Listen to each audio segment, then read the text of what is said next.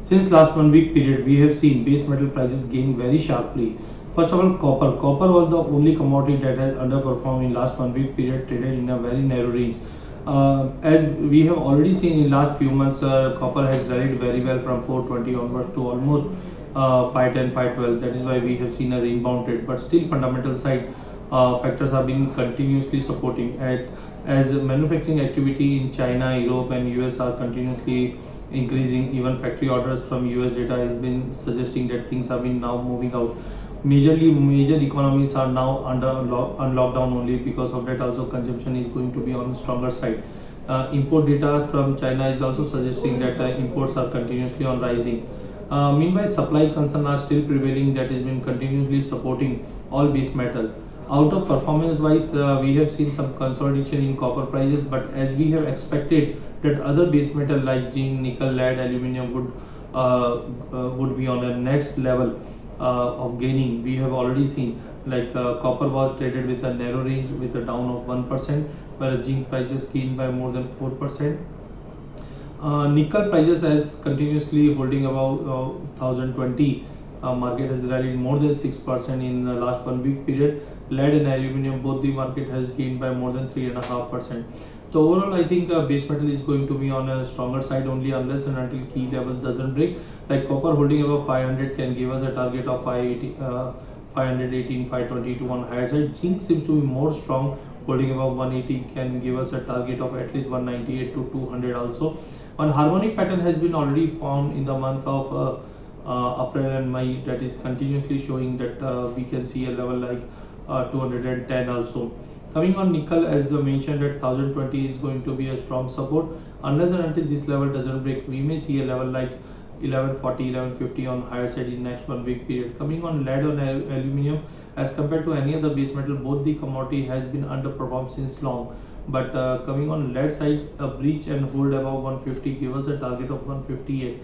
But still, I would prefer to wait for aluminium to see a breakout. So overall, I think in base metal prices, lead is going to be on a stronger side. Zinc would be follow up targeting 200 plus. Nickel is going to be on a higher side. Copper, I think on a breach of 516 only, we can see a sharp rally towards 525. Otherwise, maybe some range bound trade. So overall, sideways to positive move could be possible for base metal prices.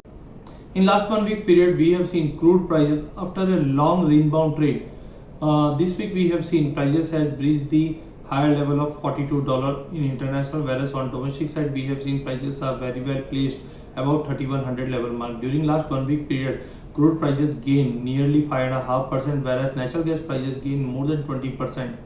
Coming on the fundamental side, already we have seen in the month of August, OPEC members, which has decreased their production cut, is now in the market. Because of that, higher supply would be there in the market, and we may see some capping. This could cap some gain on crude oil prices as supply is going to be on higher side, and due to COVID-19 second wave, or still the numbers are on higher side, that can impact the energy demand. Simultaneously, we have also seen that Middle East countries are facing a crucial financial situation. Because of that, maybe they can increase further more production, that could be again impacting a negative for crude oil. But supporting side, we have already seen technically $40 mark has been continuously supporting crude oil prices, whereas inventory data from API and EIA both are been supportive. So I think unless and until $40 mark doesn't break for WTI, we can see a jump up to 43.50 to 44. That means on domestic side, holding above 3000 level can give us a target of 30 to 500, but still broader range would be in a range only. Coming on natural gas, we have seen a sharp rally in the line of expectation. Prices moved, and right now prices trading above 165 level with a gain of around 20% in last 1 week period. There are two things. One is weather condition. Weather conditions are slightly going for a hot weather. Because of that, consumption is going to be on higher side. Secondly, last month we have seen some companies has already filed the bankruptcy because of lower ongoing rates and demand. That is also supporting the prices. No doubt, technically market is slightly overbought, but despite that, we expect unless and until 160 level doesn't break, prices can see a bounce up to 185 on higher side.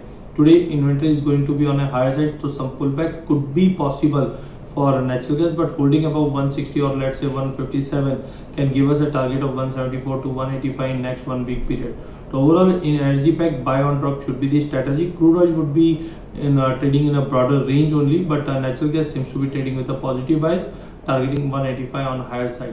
Since last 1 week period, we have seen a very sharp rally in gold and silver prices. We have seen in international gold prices has breached all-time high of 1920 and right now very well trading about 2050 level mark.